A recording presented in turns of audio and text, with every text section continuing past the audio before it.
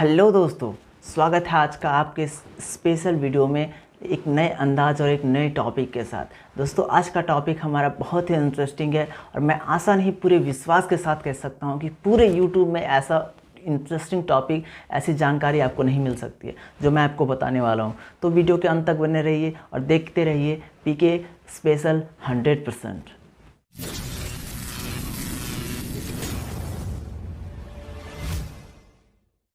दोस्तों, crypto currency के market में बिटकॉइन ने तहलका मचा के रखा हुआ है। तो आज हम उसी बिटकॉइन की बात करेंगे, बिटकॉइन की पूरी हिस्ट्री बताएंगे कि बिटकॉइन का जन्म कहाँ हुआ, कब हुआ और कितने दिनों तक चलेगा, बिटकॉइन की माइनिंग कितनी होनी है, कितना बनना है और कब तक बनना है। ये जानकारी पूरी आपको बताएंगे पूरे डिटेल्स के साथ। तो चलिए अब हम चलते हैं अपने बोर्ड के ऊपर। दोस्तों, अब हम बोर्ड पे आ चुके हैं। मैंने बिटकॉइन से रिलेटेड कुछ पॉइंट्स नोट किए हैं जो मैं अभी आपको समझाता हूँ। सबसे पहला पॉइंट जो है ये है बिटकॉइन का जन्म, यानी कि बिटकॉइन बना 2009 में, यानी कि 2009 में बिटकॉइन बना था। इसको बनाया किसने था? इसको बनाया था सातोशी नाकामोटो ने। इन्होंने बनाया, बहुत अच्छी बात है, बनाया। लेकिन इन्होंने बनाने के साथ साथ एक सिचुएशन क्रिएट कर दी। तो सिचुएशन क्या है? सिचुएशन ये है कि उन्होंने हार्ड लिमिट को ला दिया। अब ये हार्ड लिमिट क्या है? हार्ड लिमिट कन्फ्यूज़न लग रहा होगा आपको, मैं अभी आपको समझाता हूँ। हार्ड लिमिट ये है कि जिस समय सातोशी नाकामोटो ने बिटकॉइन बनाया, उसमें बनाने के साथ साथ उसने बिटकॉइन की अपर लिमिट, यानी कि बिटकॉइन को बनना कितना है, ये उसी समय तय कर दी। यानी कि 2009 में ही उन्होंने तय कर दिया कि बिटकॉइन को बनना कितना है, ये ट्रांजैक्शन, यानी पूरी मार्केट में ट्रांजैक्शन कितनी होगी बिटकॉइन की, ये उन्होंने 2009 में ही क्लियर कर दिया। ये है हार्ड लिमिट, यानी कि बिटकॉइन की अपर लिमिट उसी समय तय कर दी।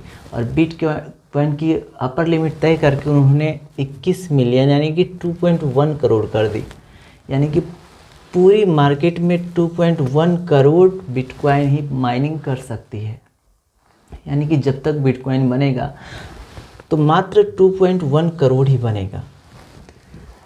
तो अब हम समझते हैं कि बिटकॉइन की माइनिंग कितनी होनी है, कब तक होनी है और ये कब तक पूरा बन के रेडी होगा। अभी तक सारा का सारा बिटकॉइन तो बना नहीं है, ये कब तक पूरा का पूरा बन जाएगा। आइए अब हम समझते हैं। इसके पहले हम थोड़ा बोर्ड मिटा लेते हैं। दोस्तों, बिटकॉइन की सारी माइनिंग की रिपोर्ट मैंने एक ग्राफ में रेडी कर दिया है। ये ग्राफ आपको देखकर काफ़ी कन्फ्यूज़न लग रहा होगा, लेकिन मैं अभी आपको समझा देता हूँ कि ये ग्राफ का मतलब क्या है। ये ग्राफ का मतलब ये है कि स्टार्ट हम यहाँ से करते हैं कि 2021 नवंबर में बिटकॉइन की माइनिंग 90% कंप्लीट हो चुकी है। यानी कि 2021 नवंबर में 21 मिलियन यानी 2.1 करोड़ का 90% बिटकॉइन बन के रेडी हो चुका है। अब हम आगे बात करते हैं 2025 अक्टूबर आते आते हमारा बिटकॉइन 95% बनकर रेडी हो जाएगा। उसके बाद 2034 आते आते 2034 सितंबर में 99% यानी कि 2.1 करोड़ का 99% बनकर तैयार हो जाएगा हमारा बिटकॉइन और मार्केट में रनिंग करने लगेगा। 2047 अप्रैल में 99.9% बिटकॉइन हमारा बनकर रेडी हो जाएगा और 2102 सितंबर में BTC पूरा पैक यानी कि फुल हो जाएगा। इसके बाद BTC नहीं बनेगा। यानी कि 2102 सितंबर में पूरा BTC बनकर हमारा रेडी हो जाएगा और फरवरी 2136 में 21 मिलियन बिटकॉइन पूरा मार्केट में रन करेगा। ऑल BTC माइन, यानी कि पूरा का पूरा BTC माइन हो चुका होगा, पूरी मार्केट में माइनिंग कर रही होगी 2136 आते आते। तो दोस्तों, ये थी हमारे पूरी बिटकॉइन की माइनिंग, यानी कि अभी तक बना कितना है और बनना कितना है, कब तक बनेगा। ये मैंने समझाया दोस्तों, माइनिंग की पूरी रिपोर्ट मैंने आपको समझा दी। अब हम समझते हैं कि बिटकॉइन जब आया था, बिटकॉइन जब 2009 में बनकर रेडी हुआ था तो उसकी शुरुआती कीमत कितनी थी और अभी उसकी प्रेजेंट में कितनी कीमत है। यानी क्रिप्टो करेंसी के मार्केट में भी जो तहलका मचा के रखे हुए बिटकॉइन, आखिर उसकी कीमत कितनी हो गई और कितनी से शुरू थी, ये मैं अभी आपको समझाता हूँ। दोस्तों अब हम समझते हैं कि बिटकॉइन की शुरुआती कीमत कितनी थी, यानी कि जब वो बनकर रेडी हुआ था, हमारे बीच आया था, तो उसकी माइनिंग कितने में स्टार्ट की गई थी।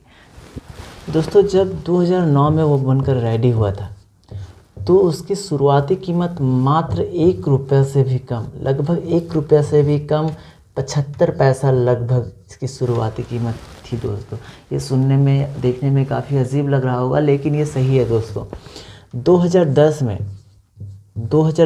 में इसकी कीमत मात्र 10,000, अगर हम बिटकॉइन रखते अपने पास तो वो 2 पिज़्ज़ा के बराबर होता दोस्तों। यानी कि 10,000 दे के हम 2 पिज़्ज़ा ही खरीद सकते थे। तो समझिए कि इसकी कीमत 2010 में कितनी थी। दोस्तों 2010 से अब हम 2020 की बात करते हैं, तो इस बीच बिटकॉइन ने बहुत तेज़ी से छलांग मारा। दोस्तों 2020 में आते इसकी कीमत, बिटकॉइन की कीमत 8 लाख रुपए हो गई। मैं लगभग बात कर रहा हूँ दोस्तों, लगभग 8, थोड़ा कम ज़्यादा हो सकता है, लेकिन लगभग 8 लाख रुपये इसकी कीमत हो गई। अगर एक बिटकॉइन किसी के पास है, अगर इस वक्त का बिटकॉइन, अगर एक बिटकॉइन किसी के पास होता तो इस वक्त का रेट से एक बिटकॉइन का 8 लाख रुपया होता। ये तो बहुत छोटी बात है दोस्तों। अब 2020 से 2021 तक आते आप अनुमान लगा सकते हैं कि कितना रेट होगा इसका। मैं बताता हूँ। 2020 से 2021 आते मैं नवंबर की बात करता हूँ दोस्तों। 2021 नवंबर में इसकी कीमत 54 लाख रुपए हो गई दोस्तों। मैं अभी आपको एक ग्राफ के ऊपर ले चलता हूँ, मैं अभी आपको दिखाता हूँ कि इसकी कीमत कितनी नवंबर में थी। दोस्तों अभी आप लोगों ने ग्राफ में देखा कि 2021 नवंबर में बिटकॉइन की कीमत 54 लाख रुपए थी। यानी कि इतनी छलांग लगाई इसने मात्र 1 साल में दोस्तों कि इसकी कीमत 8 लाख से सीधा 54 लाख रुपया हो गया दोस्तों। तो इसकी कीमत प्रेजेंट में थोड़ी घट गई है, 30 लाख रुपये हो गई है, पर कोई दिक्कत नहीं है, कीमत अच्छी खासी है 30 लाख रुपये। अगर इस समय के हिसाब से मिला के देखें दोस्तों तो ये बहुत अच्छी कीमत है दोस्तों। तो हम आगे समझते हैं कि बिटकॉइन ने जो हार्ड लिमिट तय की थी, उसके आखिर बिटकॉइन को क्या फ़ायदा है। जब बिटकॉइन बनाया गया था उसमें हार्ड लिमिट जो तय किया था, आखिर उसको बनाया क्यों गया था, उससे क्या फ़ायदा है आखिर बिटकॉइन को। आइए अब हम समझते हैं। दोस्तों हम समझते हैं कि बिटकॉइन को हार्ड लिमिट से क्या फ़ायदा है, आखिर क्यों बिटकॉइन ने इसकी माइनिंग लिमिट कर दी। आइए हम समझते हैं दोस्तों। इसका सीधा भाषा है कि अगर किसी चीज़ की मांग बढ़ती है तो उसका दाम भी बढ़ता है दोस्तों। इसको मैं आपको सिंपल लैंग्वेज में समझाता हूँ। अगर हम मार्केट जाते हैं, हमको टमाटर की ज़रूरत है, हम मार्केट जाते हैं और इस पूरी मार्केट में टमाटर एक ही जगह पे हो और उसको ख़रीदने वाले 10 हो, तो आप अनुमान लगाइए कि इस टमाटर की कीमत कितनी होगी। दोस्तों जस्ट लाइक इसी एग्ज़ाम्पल को आप बिटकॉइन की हार्ड लिमिट से जोड़ दीजिए। दोस्तों जस्ट एग्ज़ाम्पल मैंने दिया था, इससे आपको समझ में आ गया होगा कि इसने क्यों हार्ड लिमिट को रखा था। दोस्तों उम्मीद है कि ये हार्ड लिमिट आपको समझ में आ गई होगी और क्यों इसने भी हार्ड लिमिट तय की, क्यों इसने माइनिंग को कंट्रोल की, या सभी बातें आपको समझ में आ गई होगी। दोस्तों उम्मीद है कि बिटकॉइन से रिलेटेड जितने भी सवाल थे आपके क्लियर हो गए होंगे। लेकिन अभी भी आपका कोई सवाल है, अभी भी आपका कोई डाउट है, तो आप कमेंट बॉक्स में कमेंट कर सकते हैं दोस्तों उम्मीद है कि ये वीडियो आपको काफ़ी अच्छी लगी होगी। अगर अच्छी लगी दोस्तों तो वीडियो को कर दे लाइक और चैनल को कर ले सब्सक्राइब और शेयर करना ना भूले दोस्तों।